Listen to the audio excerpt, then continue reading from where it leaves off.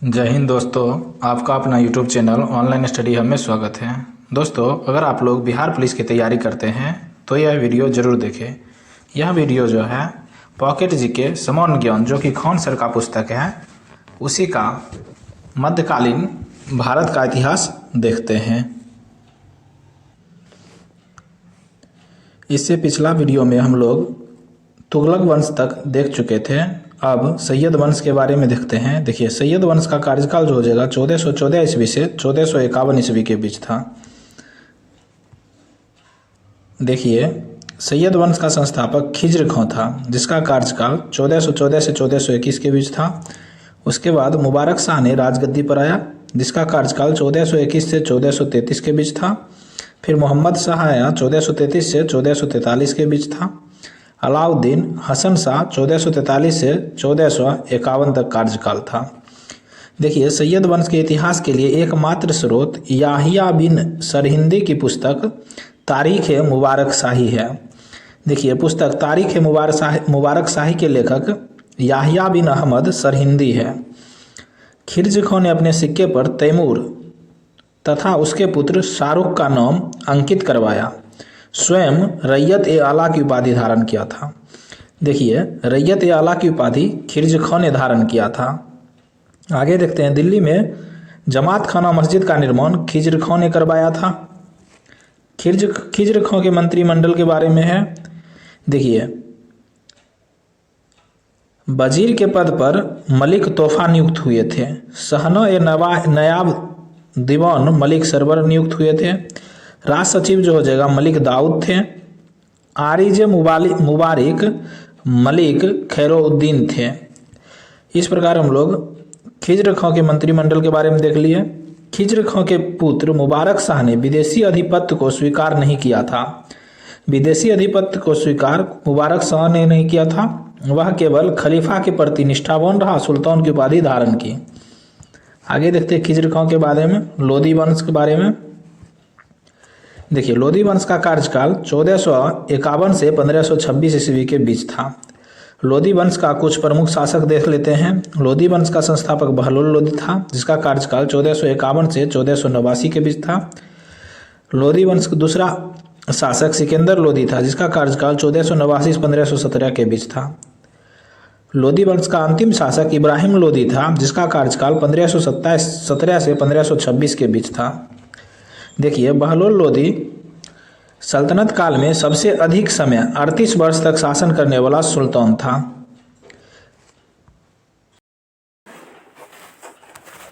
देखिए, बहलोल लोधी सल्तनत काल में सबसे अधिक समय 38 वर्ष तक शासन करने वाला सुल्तान था। बहलोल लोधी के समय में ही जैनपुर के सरकी राजवंश का स्वतंत्र अस्तित्व समाप्त हो गया। लोधियों का महत्व सर्वप्रथम सुल्तान नासिरुद्दीन महमूद के कार्य में बढ़ा। देखिए, नासिरुद्दीन महमूद के काल में लोधियों का महत्व बढ़ा था। आगे देखते हैं, अलाउद्दीन के शासनकाल में इख्तियारुद्दीन अल अफगान एवं मलिक मख अफगान प्रमुख योद्धा थे। बहलोल लोधी ने चौथाई टका के मूल्य के बराबर बहलोली नामक चांदी का सिक्का चलाया था जो अकबर के शासनकाल तक विनिमय का प्रमुख साधन रहा। देखिए, बहलोली नामक चांदी का सिक्का बहलोल लोधी द्वारा चलाया गया था। सिकंदर लोधी हिंदू माँ से उत्पन्न शासक था। देखिए, सिकंदर लोधी का जन्म हिंदू माँ से हुआ था। उसकी माँ जयबंद एक सुनार की पुत्री थी। तैमूर के आक्रमण के समय सल्तनत का सर्वाधिक विस्तार सिकंदर लोधी के समय हुआ था। देखिए, सल्तनत का सर्वाधिक विस्तार तैमूर के आक्रमण के बाद सिकंदर लोधी के कार्यकाल में हुआ था। गजे सिकंदरी में 39 होते थे, यानी 30 इंच होते थे। गज सिकंदरी में 39 खाने 30 इंच होते थे। सिकंदर लोधी ने खदौन पर से चुंगी कर हटा दिया था। आगे देखते हैं, सिकंदर लोधी ने नागरकोट के ज्वालामुखी मंदिर की मूर्ति तोड़कर उसके टुकड़ों को मांस तोलने के लिए कसाईयों को दे दिया था। आगरा शहर 1504 में सिकंदर लोधी ने बसाया था। गुलमुखी नाम से कविता सिकंदर लोधी लिखा करता था। इसने बोधन नामक हिंदी को इसलिए मृत्यु दंड दिया था कि वह हिंदू और इस्लाम धर्म को समान बताता था। बोधन नामक हिंदू को किसने मृत्यु दंड दिया था? तो सिकंदर लोदी ने। आगे देखते हैं, सिकंदर लोदी ने दोआब पर नियंत्रण करने तथा राजपूतों को दिल्ली की ओर बढ़ने से रोकने के लिए आगरा को अपनी राजधानी बनाया था। देखिए, सिकंदर लोदी ने आगरा शहर की स्थापना 1504 ईस्वी में किया। उसके बाद उसने अपनी राजधानी को दिल्ली से आगरा ले गया। सिकंदर लोदी के वजीर मियाँ भूबा ने औषधि शाक के ग्रंथ का संस्कृत से फारसी अनुवाद किया था। तिब्बते सिकंदरी फरहंगे सिकंदरी मियाँ भूबा ने दिल्ली से मोट मस्जिद बनवाई थी। लज्जते सिकंदर शाही भारतीय संगीत का पहला फारसी ग्रंथ था। बहलोल लोदी का मकबरा सिकंदर लोदी ने बनवाया था। इब्राहिम लोदी के ग्वालियर पर आक्रमण के समय वहाँ का शासक विक्रमजीत था। देखिए, इब्राहिम लोदी ने जब ग्वालियर पर आक्रमण किया था तब वहाँ का शासक विक्रमजीत था। सिकंदर लोदी शहनाई सुनने का शौकीन था। देखिए, सिकंदर लोदी शहनाई का शौकीन था। सिकंदर लोदी सल्तनत काल का एकमात्र सुल्तान था जिसने खुम्स में से कोई भी हिस्सा नहीं लिया था। मेवाड़ और इब्राहिम लोदी के बीच मालवा को लेकर झगड़ा था।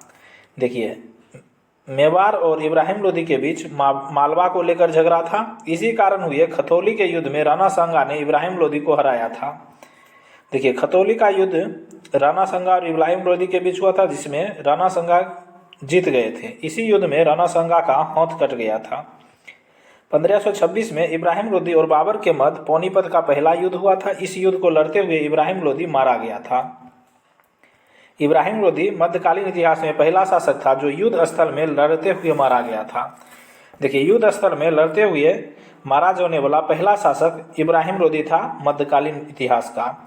अब देखिए, सल्तनत कालीन सैन्य व्यवस्था एवं राज व्यवस्था देखते हैं। यह बहुत ही इंपॉर्टेंट है क्योंकि यहाँ से प्रश्न बराबर पूछे जाते हैं। सल्तनत कालीन प्रमुख विभाग और उसके कार्य। मुशर्रिफ ए मुबालिक यह आय व्यय का हिसाब रखता था।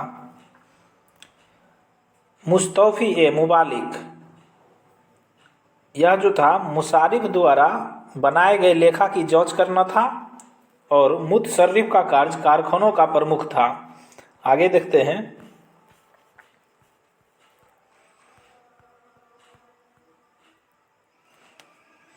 अमीर ए मजलिस। देखिए, अमीर ए मजलिस का काम जो होता था शाही उत्सवों एवं दावतों का प्रबंध करना था। अमीर ए हाजिब या सुल्तान से मिलने वाले लोगों की जांच पड़ताल करना एवं दरबारी शिष्टाचार बनाए रखना था।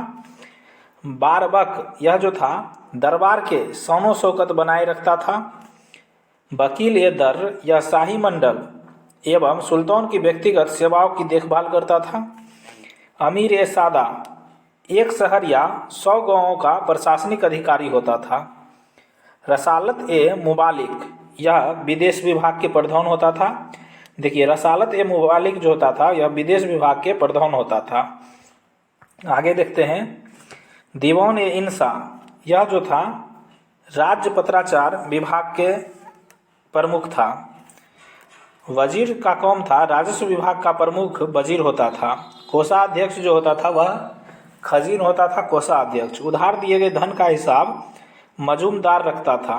दौन विभाग एवं धर्म विभाग का प्रमुख जो था सद्र उस सुदूर था। गुप्तचर विभाग के प्रमुख बरीद ए मुबालिक होता था। आगे देखते हैं, सैन्य विभाग के प्रमुख जो हो जाएगा वह आरिज ए मुबालिक होता था। दीवान ए अर्ज का संबंध सैन्य विभाग से था। सुल्तान के बाद न्याय का सर्वोच्च अधिकारी काजी अल कजात होता था। अश्वशाला का प्रधान अमीर ए आखुर होता था। सुल्तान के अंगरक्षकों का प्रमुख सर ए जौनदार होता था। आगे देखते हैं, अब मंत्री परिषद को मजलिसे खलवत कहा जाता था। इसकी बैठक मजलिसे खास में होती थी। देखिए, मंत्री परिषद को दिल्ली सल्तनत में मजलिसे खलवत कहा जाता था। इसकी बैठक मजलिसे खास में होती थी। देखिए, मजलिसे खास दरबारी, खान, अमीर आदि भाग लेते थे। बार ए आजम में विद्वान, उलेमा, काजी भाग लेते थे। इख्तादारी प्रथा का प्रारंभ इल्तुतमिश ने किया था। ये इम्पोर्टेंट हो गया। इक्ता के प्रमुख को मुक्ता या बली कहा जाता था। यह पद वंशानुगत नहीं था। खिलजी और तुगलक शासकों के सैन्य कमांडरों के क्षेत्रों का गवर्नर नियुक्त किया। इन क्षेत्रों को इक्ता और इसके गवर्नर शासकों को इक्तेदार कहा गया। वित्तीय मामलों में मुक्ता की सहायता ख्वाजा नामक अधिकारी करता था। आगे देखते हैं सेना और सैनिकों के प्रकार। देखिए, खास खेल जो होता था यह सुल्तान द्वारा नियुक्त अस्थायी केंद्रीय सैनिक होता था। खास खेल का नियुक्ति केंद्रीय सैनिक जो सुल्तान द्वारा किया जाता था। प्रांतीय सेना का दो भाग था, जिसमें बजहिस या अस्थायी सेना था, गैर बजहिस या अस्थायी सेना था। मुस्लिम स्वयंसेवक पायक। देखिए, मुस्लिम स्वयंसेवक जो होता था यह खुम्स में इसे हिस्सा मिलता था। पायक, देखिए पैदल सेना को पायक कहा गया। सवारे बरखुस्तबोनी शस्त्रधारी घुड़सवार सेना को कहा गया। बंदगौन, गुलाम जो सैन्य सेवा लिए। देखिए, बंदगौन किसे कहा जाता था? जो सैन्य सेवा के लिए खरीदे जाते थे उसे बंदगौन कहा जाता था। तले अल या यज्जी एक गुप्तचर का नाम होता था जो युद्ध काल में विपक्षी सेना की गतिविधियों की सूचना एकत्र करता था। गोला फेंकने के मशीन को मंगलिक कहा गया। फलाखून, खुलेल, चख, शिला प्रेक्षेपास्त्र। देखिए, न्यायालयों के स्तर देख लेते हैं। देखिए, बली न्यायालय, उसके बाद काजी ए सूबा न्यायालय, उसके बाद दीवान ए सूबा न्यायालय, सबसे बड़ा होता था सदर ए सूबा न्यायालय। इस प्रकार हम लोग देख लिए। अब आगे देखते हैं सल्तनत कालीन राजस्व व्यवस्था। देखिए, सल्तनत कालीन राजस्व व्यवस्था देखते हैं। सल्तनत कालीन वित्त व्यवस्था सुन्नी विधि विशेषज्ञों की हनफी शाखा के वित्त सिद्धांतों पर आधारित था। मदद ए मास दान की गई भूमि को कहते थे। देखिए, दान की गई भूमि को मदद ए मास कहा जाता था। यह भूमि कर मुक्त था। राज्य और प्रशासक के संदर्भ में मुक्ति शब्द का अर्थ भूमि अभी हस्तांकन, जिसे इक्ता कहा गया, का धारक होता था। राज्य और प्रशासक के संदर्भ में मुक्ति शब्द का अर्थ भूमि अभी हस्तांकन का धारक होता था। खिराज केवल गैर मुस्लिमों से लिया जाने वाला कर था। देखिए, खराज कर जो था वह केवल गैर मुस्लिमों से लिया जाने वाला कर था। यह उपज का 1/3 से 1/2 भाग लिया जाता था। मुसलमानों के लिए व्यापारिक कर की दर 2.5% और हिंदुओं के लिए 5% थी। घोड़े के व्यापार पर 5% कर था। मसाहत यानी भूमि की पैमाइश प्रथा की शुरुआत अलाउद्दीन खिलजी ने किया था। देखिए, भूमि की पैमाइश प्रथा की शुरुआत अलाउद्दीन खिलजी ने किया था। अब आगे देखते हैं।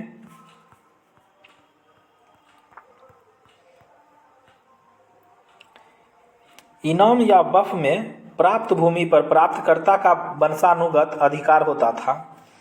सल्तनत काल में दाम नामक सिक्का प्रचलन में नहीं था। इसे शेर शाह सूरी ने चलाया था। देखिए, दाम नामक सिक्का का प्रचलन सल्तनत काल में नहीं था। इसे शेर शाह सूरी द्वारा चलाया गया था। सल्तनत कालीन प्रमुख नगर के बारे में देख लेते हैं। देवल। देखिए, देवल जो था यह अंतर्राष्ट्रीय बंदरगाह था।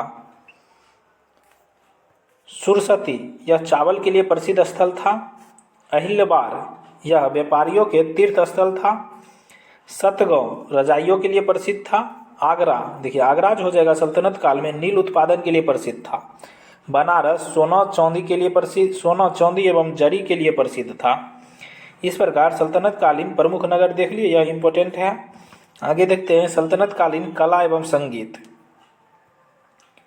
हरमन गोइट्स ने 1947 में सर्वप्रथम the journal of the Indian society of oriental art में सल्तनत काल में चित्रकला की जानकारी दी। मोहम्मद बिन तुगलक के दरबार में एक संगीत संगोष्ठी का चित्र ईरानी चित्रकार शाहपुर ने बनाया था। सारंगी और रबाब तुर्की वाद्य यंत्र था। देखिए, सारंगी और रबाब जो हो जाएगा यह तुर्की का वाद्य यंत्र है।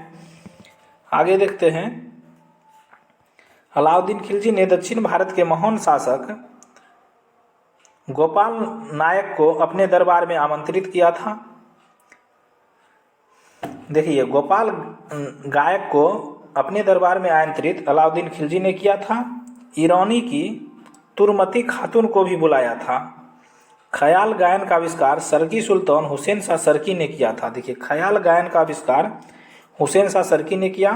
संगीत के क्षेत्र में उपलब्धियों के कारण ही इसे नायक की उपाधि दिया गया। देखिए, हुसैन शाह सरकी को नायक की उपाधि दिया गया संगीत क्षेत्र के उपलब्धियों के कारण। कव्वाली गायन का आविष्कार अमीर खुसरो ने किया। उन्होंने सितार एवं तबले का भी आविष्कार किया।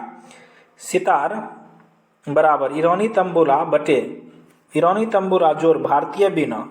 अलाउद्दीन के समकालीन संगीतकारों में बैजू बावरा, गोपाल नायक एवं मोहम्मद शाह प्रमुख थे। देखिए, अलाउद्दीन के समकालीन संगीतकार कौन कौन थे? बैजू बावरा थे, गोपाल नायक थे, मोहम्मद शाह प्रमुख थे। अमीर खुसरो ने हस्त बहिस्त कविता लिखी। देखिए, हस्त बहिस्त कविता जो हो जाएगा अमीर खुसरो द्वारा लिखा गया। आगे देखते हैं, गयासुद्दीन तुगलक संगीत का विरोधी था। ध्रुपद एक उत्साहवर्धक राग है। इसका आविष्कार ग्वालियर के राजा मोहन के दरबारी संगीतकारों ने किया था। देखिए, ध्रुपद का आविष्कार ग्वालियर के राजा मोहन द्वारा किया गया। राजा मोहन ने मौन कौतूहल नामक संगीत ग्रंथ की रचना किया। देखिए, मौन कौतूहल संगीत का रचना मोहन द्वारा किया गया। भक्सु मोहन का दरबारी संगीतकार था।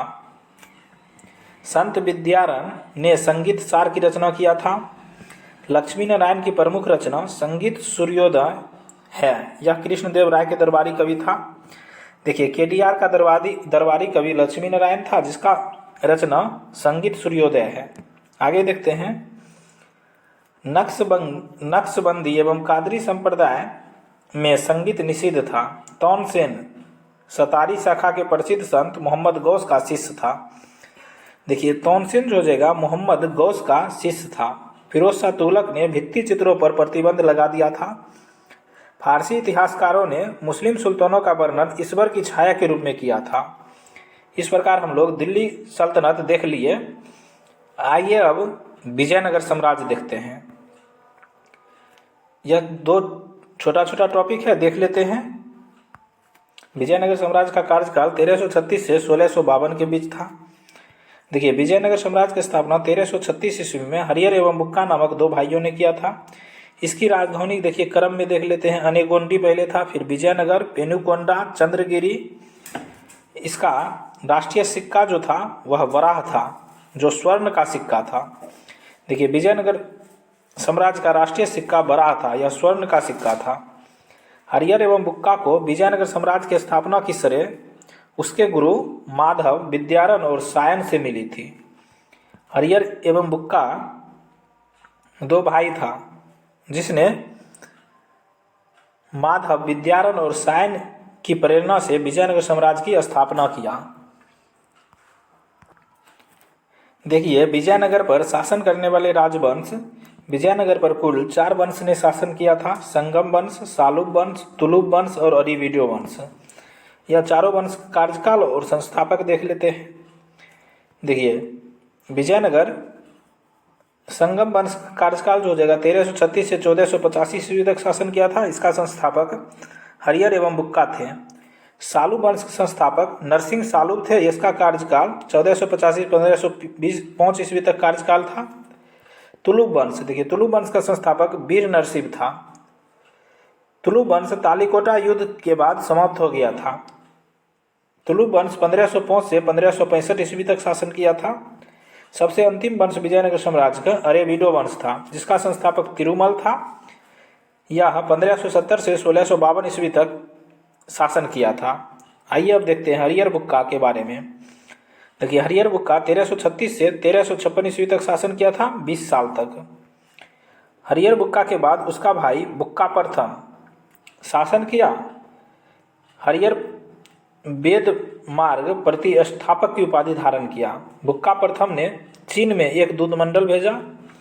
इसने 1356 से 1377 19 वर्ष तक शासन किया। बुक्का प्रथम के बाद हरियर द्वितीय 17 साल तक शासन किया। इसने विजयनगर की गद्दी पर बैठा। देखिए, बुक्का प्रथम के बाद हरियर द्वितीय गद्दी पर बैठा। इसने राजाधिराज, राज परमेश्वर की उपाधि धारण किया। इसकी महान उपलब्धि मुस्लिम राज्यों से गोवा, चोल, दाभोल बंदरगाह जीतना था। देखिए गोवा, चोल, दाभोल बंदरगाह, यह तीनों बंदरगाह हरिहर द्वितीय ने जीता था। हरिहर द्वितीय का प्रधानमंत्री सायन चार्ज थे। उसके अभिलेख में माधव विद्यारण को सर्वोच्च प्रकाश का अवतार कहा गया। अब हरिहर द्वितीय के बारे में देखते हैं। हरिहर द्वितीय के बाद देवराय प्रथम लगभग 16 साल तक शासन रहा, 1406 से 1422 ईस्वी तक। इसके समकालीन बहमनी शासक ताजुद्दीन फिरोज शाह ने इसे पूरी तरह हरा दिया। इतालवी यात्री निकोलो कॉन्टी ने इसी के शासनकाल में 1420 ईस्वी में विजयनगर की यात्रा किया। देखिए निकोलो कॉन्टी विजयनगर की यात्रा देवराय प्रथम के दरबार शासनकाल में किया था। देवराय प्रथम ने तुंगभद्रा नदी पर बांध बनाकर कृषि का विकास का मार्ग प्रशस्त करवाया था। आगे देखते हैं विजयनगर साम्राज्य के बारे में। निकोलो कॉन्टी ने विजयनगर राज्य में सती प्रथा, बहु विवाह का उल्लेख किया था। देवराय द्वितीय को इंद्र का अवतार माना जाता है। इस देवराय द्वितीय ने गजवेटकर की उपाधि धारण किया। इसने तुर्की धुरंधरों को तथा मुसलमानों को बड़ी संख्या में अपनी सेना में भर्ती किया। राज्य के लिए मस्जिदें भी बनवाई थी। देवराय द्वितीय अपने सिंहासन के एक और कुरान तथा एक और गीता या वेद रखता था। देवराय द्वितीय के काल में ईरान के शासक मिर्जा शाहरस का दूत अब्दुल रज्जाक ने विजयनगर की यात्रा की थी। देवराय द्वितीय का दरबारी कवि दिन दिमा था। देखिए अब्दुल रज्जाक देवराय द्वितीय के शासनकाल में विजयनगर का यात्रा किया था। देवराय द्वितीय का दरबारी कवि दिन दिमा था। तेलुगु के प्रसिद्ध कवि श्रीनाथ ने दिन दिमा को शास्त्रार्थ में पराजित किया तथा देवराय को कवि सार्वभौम की उपाधि प्रदान की। आगे देखते हैं मल्लिकार्जुन प्रौढ़ देवराय, जिसका कार्यकाल 1446 से 1465 ईस्वी तक था। संगम वंश का अंतिम शासक विरूपाक्ष द्वितीय था। इसके समय में बहमनियों ने गोवा, दामुल और चोल बंदरगाह समेत पश्चिमी तट पर अधिकार कर लिया। 1485 ईस्वी में सालुब नरसिंह ने एक नए राजवंश सालुब वंश की स्थापना किया। नरसिंह सालुब के दो पुत्र थे, तिम्मा और इम्मादी नरसिंह। नरसिंह सालुब की मृत्यु के बाद उसके पुत्रों के संरक्षण के रूप में नरसा नायक ने सत्ता का उपयोग किया। नरसा नायक के पुत्र वीर नरसिंह ने इम्माडी नरसिंह की हत्या करके तुलुब राजवंश की स्थापना किया। सबसे पहले संगम वंश देख लिए, अब तुलुब वंश देखते हैं, जिसका कार्यकाल 1505 से 1565 के बीच था। इसका संस्थापक वीर नरसिंह था। वीर नरसिंह ने 1505 से 1509 तक शासन किया।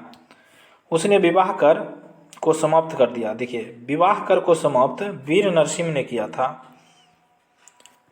वीर नरसिंह के बाद उसका छोटा भाई कृष्ण देव राय शासक बना था। इसने आंध्र भोज, यवन राज स्थापनाचार्य जैसी उपाधि धारण किया। देखिए आंध्र भोज की उपाधि कृष्ण देव राय ने धारण किया। यह तुलुब वंश का सबसे महान शासक था। कृष्ण देव राय बाबर का समकालीन था। इसके समय में एडवर्डी बारबोसा डोमियोपायस ने विजयनगर की यात्रा किया। व्यासराज कृष्ण देव राय का राजगुरु था। देखिए कृष्ण देव राय का राजगुरु व्यासराज था। कृष्ण देव राय ने तेलुगु ग्रंथ अमुक्तमाल्यद तथा संस्कृत ग्रंथ जौमवती कल्याणम उषा परिणय की रचना किया। देखिए अमुक्तमाल्यद के लेखक कृष्ण देव राय थे। यह तेलुगु में लिखा गया था और जौमवती कल्याणम उषा परिणय की रचना भी केडीआर ने किया था, जो संस्कृत भाषा में लिखा गया था। आगे देखते हैं, बाबरनामा पुस्तक में कृष्ण देव राय का उल्लेख मिलता है। कृष्ण देव राय गुरु नानक के समकालीन थे। कृष्ण देव राय के पुर्तगालियों से अच्छे संबंध थे। इसके शासनकाल में पुर्तगाली यात्री डोमियोपायस और बारबोसा भारत आए थे। तालीकोटा का युद्ध 1565 के कारण, यहाँ 1526 नहीं होगा, 1565 होगा। तालीकोटा का युद्ध 1565 में हुआ था। विजयनगर साम्राज्य के वैभव का अंत हो गया। इस युद्ध में विजयनगर साम्राज्य की सेना का नेतृत्व राम राय कर रहा था।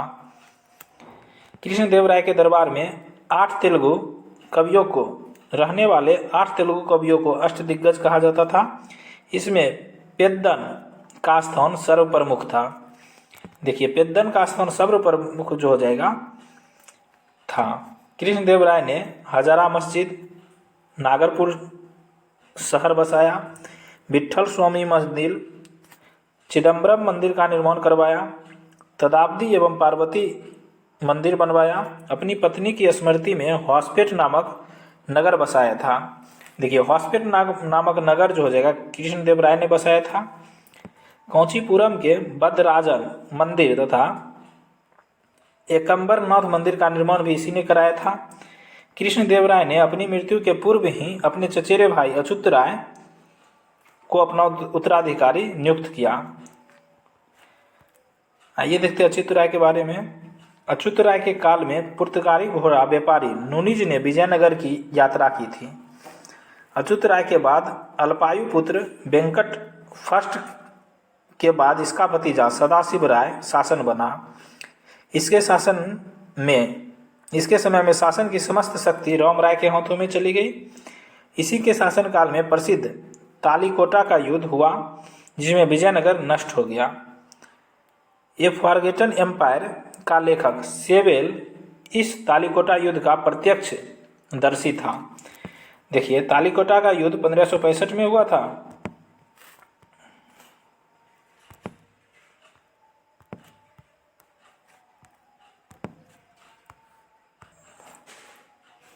तालीकोटा का युद्ध 1565 में हुआ था, जिसे सेवेल ने अपने आंखों से देखा था। तालीकोटा युद्ध के बाद तत्काल बाद सीजर फेडरिक ने विजयनगर की यात्रा किया था। आगे देखते हैं। सदाशिव के बाद तिरुमल जो अच्युत राय का साला था, अरैवैडू वंश की स्थापना किया था। उसे पतनशील कर्नाटक राज्य का उद्धारक कहा गया है। देखिए तिरुमल को पतनशील कर्नाटक राज्य का उद्धारक कहा गया है। वेंकट दूसरा या रंगा द्वितीय अरैवैडू वंश का महत्तम शासक था। इसने चंद्रगिरी को अपनी राजधानी बनाया था। चंद्रगिरी किला आंध्र प्रदेश में है। वेंकट द्वितीय का स्पेन के राजा फिलिप तृतीय से पत्र व्यवहार था। वेंकट द्वितीय ने डचों को पुलिकट में कारखाना खोलने तथा व्यापार करने की अनुमति प्रदान की। श्री रंग तृतीय अरैवैडू वंश एवं विजयनगर का अंतिम शासक था। देखिए रंग तृतीय अरैवैडू वंश या विजयनगर का अंतिम शासक था। अब विजयनगर का प्रशासन एवं संस्कृति के बारे में देख लेते हैं। युवराज का राज्याभिषेक पट्टाभिषेकम कहलाता था। राजा का अभिषेक राज परिषद करती थी। विजयनगर कालीन प्रधानी या महाप्रधानी की तुलना मराठा कालीन पेशवा से की जाती थी। मौने प्रधान गृह मंत्री, रायसम राजा के मौखरी आदेशों का लेखक, करनी कम लेखाधिकारी, सर्वनायक मुख्य सचिव। यहाँ इम्पोर्टेंट हो जाएगा महानायकाचार्य जो ग्राम प्रशासन से संबंधित अधिकारी होता था, उसे महानायकाचार्य कहा जाता था। आगे देखते हैं।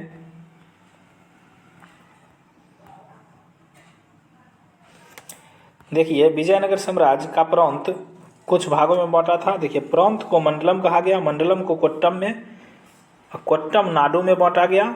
नाडु को मेगाग्राम को उर या ग्राम कहा गया। देखिए ब्राह्मण ग्रामणों की सभा चतुर्वेदी मंगलम थी। सामान्यतः गैर ब्राह्मण की सभा को उर कहा गया। सभा को भूमि संबंधी अधिकार प्राप्त थे। छोटे स्तर से दीवानी तथा फौजदारी मुकदमे सुनती थी।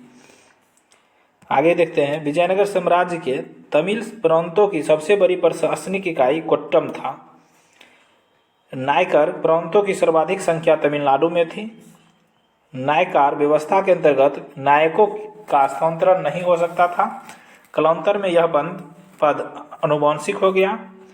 नायकों पर नियंत्रण स्थापित करने के लिए महामंडलेश्वर नामक अधिकारी की नियुक्ति की गई थी। भूमि कर को शिष्ट कहा जाता था। लगान वसूली का विभाग का नाम आठवन था। सामान्य लगान की दर 1/3 से 1/6 तक थी। आगे देखते हैं। सिंचाई कर दासा बनता कट्टू कोडेज। देखिए सिंचाई कर जो था वह दासा बनता और कट्टी कोरेज था। ब्राह्मणों की भूमि से उपज का 1/20 अंश, मंदिरों की भूमि से 1/30 अंश राजस्व वसूली किया जाता था। विवाह कर कन्या तथा वर दोनों पक्ष से लिया जाता था। कृष्णदेव राय ने विवाह कर को हटा दिया था। विधवा विवाह कर मुक्त था। विजयनगर साम्राज्य की प्रमुख फसल चावल थी। काली मिर्च एवं अदरक निर्यात किया जाता था। देखिए इनाम या वफ के बारे में देखते हैं।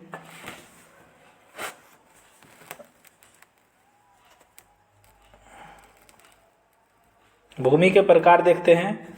देखिए भंडारवाद ग्राम जो हो जाएगा राजकीय भूमि था। ब्रह्मदेह या देवदेह या मठापुर कर मुक्ति भूमि को कहा जाता था। कटुन्नी पट्टे पर दी गई भूमि को कटुन्नी कहा गया। उबली देखिए सेवाओं के बदले प्रदान की गई लगन मुक्त भूमि को उबली कहा गया।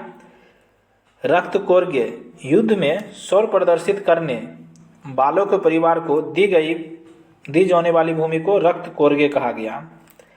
आगे देखते हैं। विजयनगर का सबसे महत्वपूर्ण बंदरगाह कालीकट पश्चिमी तट पर स्थित था। विजयनगर से हीरो का निर्यात तथा मोतियों का आयात किया जाता था। विजयनगर युग में मंदिरों को अर्ध राजनीतिक अधिकार प्राप्त थे। ये आर्थिक गतिविधियों के केंद्र थे। मंदिर बैंकों के रूप में कार्य करते थे। उन्हें भूमि के क्रय विक्रय का अधिकार था। ऋणदाता के रूप में कार्य करते थे। सिंचाई के लिए नहरों एवं कुओं का निर्माण, जंगलों को साफ कराकर भूमि योग्य भूमि का निर्माण करते थे। विजयनगर का सर्वाधिक प्रसिद्ध सिक्का बराह स्वर्ण का था। इसका वजन 52 ग्रेन का था। इसे हून, परदोष, पेगोडा के नाम से भी जाना जाता है। आगे देखते हैं। प्रताप जो 26 ग्रेन का सिक्का था। फनम 5.5 ग्रेन सोने का सिक्का छोटे सिक्के थे। चांदी का छोटा सिक्का को तार कहा गया। अब देखते हैं विजयनगर शासकों के सिक्कों पर मुद्रित आकृतियां। देखिए हरिहर शासक के सिक्कों पर हनुमान और गरुड़ की आकृतियां मिलती हैं। तुलुक वंश के शासकों पर बैल, गरुड़, उमा महेश्वर, वेंकटेश और बालकृष्ण की आकृति मिलती है। अरबिडो वंश के शासकों पर वेंकटेश, शंख एवं चक्र की आकृति मिलती है। सदाशिव राय के सिक्कों पर लक्ष्मी नारायण की आकृति अंकित है। तिरुमल के सिक्कों पर वराह या सुअर की आकृति अंकित है। आगे देखते हैं।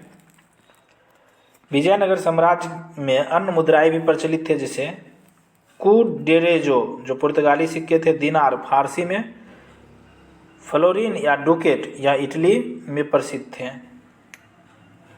विजयनगर में दास प्रथा प्रचलित थी। मनुष्यों के क्रय विक्रय को बेशबक कहा गया।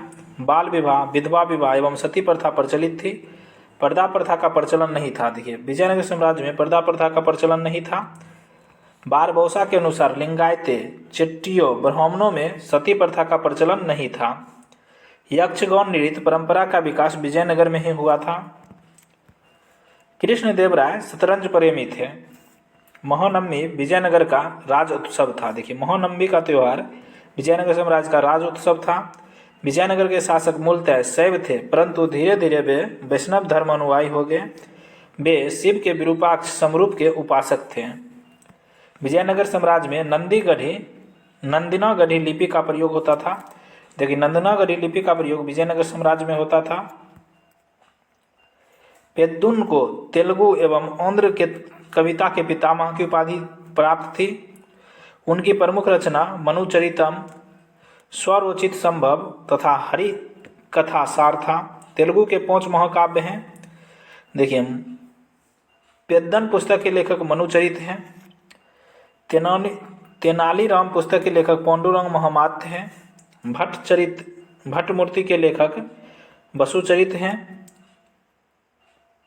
सॉरी दोस्त यह उल्टा हो गया। मनुचरितम के लेखक पेद्दुन थे। पांडुरंग महामात्य के लेखक तेनालीराम थे। बसुचरित के लेखक भट्टमूर्ति थे। अमुक्त माल्यद के लेखक कृष्णदेव राय थे। राघव पौंडवी यमु के लेखक पंगली सूरत थे। यह 5 पुस्तक जो थे वह तेलुगु भाषा में लिखा गया था। अब आगे देखते हैं। अष्टदिग्गज के बारे में देखते हैं।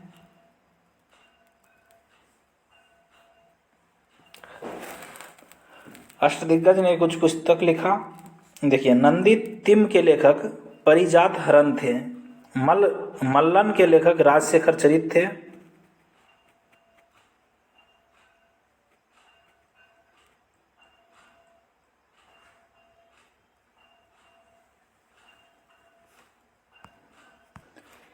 आइए, विजयनगर साम्राज्य में जो कृष्णदेवराय के शासनकाल में अष्टदिग्गज रहते थे, उसने कुछ पुस्तक लिखा, उसके बारे में देखते हैं।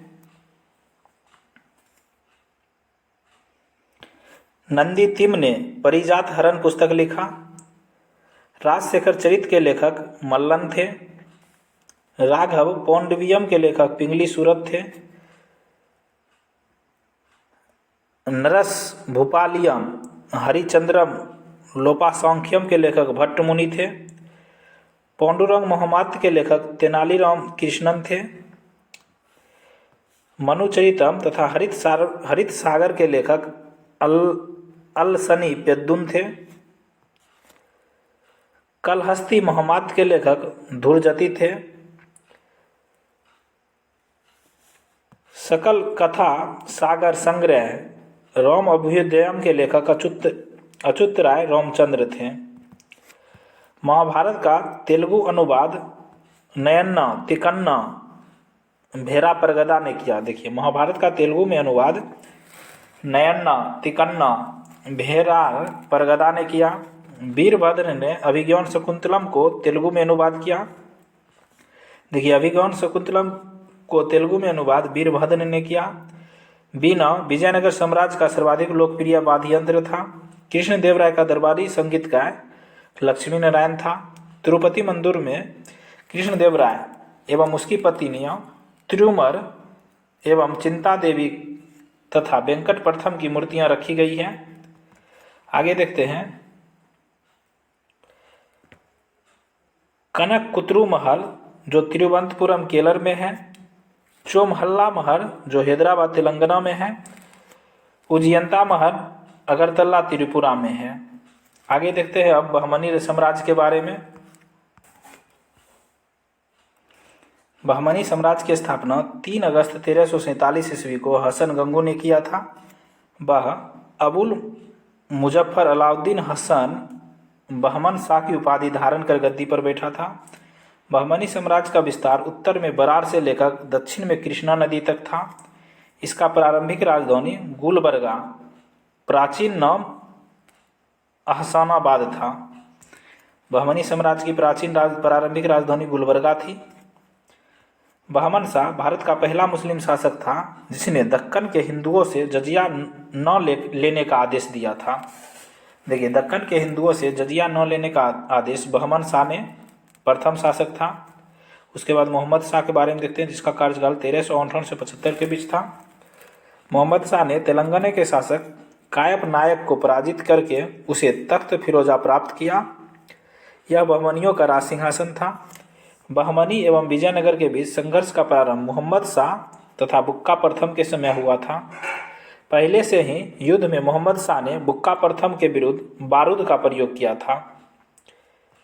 आइए देखते हैं कुछ बहमनी के शासकों के बारे में। देखिए, अलाउद्दीन बहमन शाह जिसका कार्यकाल 1347 से 58 था। मोहम्मद शाह 1358 से 75 के बीच था। मुजाहिद शाह 1375 से 78 के बीच था। मोहम्मद शाह द्वितीय 1378 से 97 के बीच कार्यकाल था। ताजुद्दीन फिरोज शाह 1397 से 1422। शहाबुद्दीन अहमद फर्स्ट 1422 से 1336। अलाउद्दीन अहमद 1436 से 1458। हुमायूं 1458 से 1461 तक। शहाबुद्दीन अहमद तृतीय 1463 से 1482 तक इसका कार्यकाल था। अब आगे देखते हैं। मोहम्मद शाह ने बहमनी साम्राज्य को 4 भागों में बांटा। दौलताबाद, बरार, तीसरा बीदर, चौथा गुलबर्गा। आगे देखते हैं। बहमनी शासकों में सर्वप्रथम ताजुद्दीन फिरोज शाह ने विद्वान हिंदुओं तथा ब्राह्मणों को उच्च पदों पर नियुक्त किया था।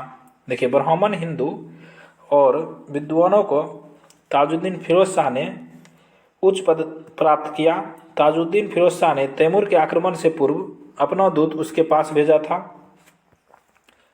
इसने हरिहर द्वितीय को पराजित करके रायचूर द्वार पर अधिकार कर लिया। हरिहर द्वितीय के पुत्र देवराय प्रथम को सुनार की बेटी का युद्ध में पराजित किया। उसकी बेटी से विवाह की शर्त रखी थी। शहाबुद्दीन अहमद प्रथम को संत बली के नाम से जाना जाता है।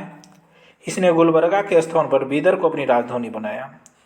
देखिए, शहाबुद्दीन अहमद प्रथम ने गुलबर्गा के स्थान पर बीदर को अपनी राजधानी बनाया। इसे संत बली के नाम से जाना जाता है।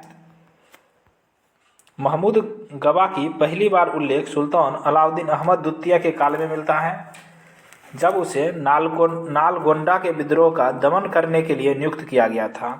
बहमनी शासक हुमायूं को जालिम या दक्कन का नीरो कहा जाता है। देखिए, हुमायूं को जालिम या दक्कन का नीरो कहा जाता है। रूसी व्यापारी निकितन शमसुद्दीन अहमद तृतीय के काल में बीदर आया था। देखिए, निकितन जो जगह रूस का यात्री था, जिसने शमसुद्दीन अहमद तृतीय के काल में बीदर आया था। आगे देखते हैं, हुमायूं ने महमूद गवा को अपना वजीर नियुक्त किया।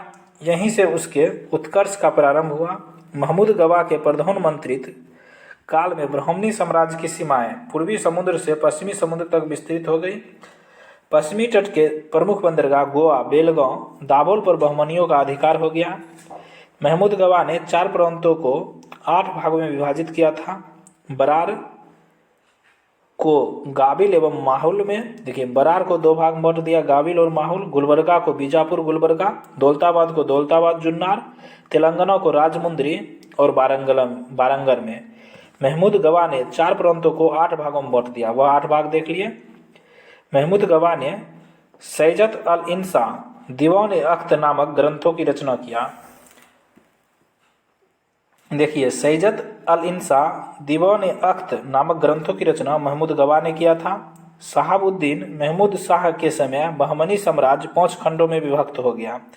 देखिए, बहमनी साम्राज्य 5 खंडों में विभक्त जो हो जाएगा शहाबुद्दीन महमूद शाह के समय हुआ था। वह 5 खंड के बारे में अब देखते हैं।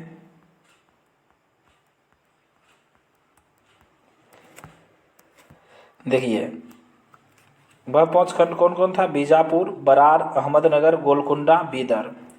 देखिए, बीजापुर में आदिल शाही राजवंश का स्थापना हुआ, जिसका संस्थापक यूसुफ आदिल शाह था। 1489 में स्थापना किया।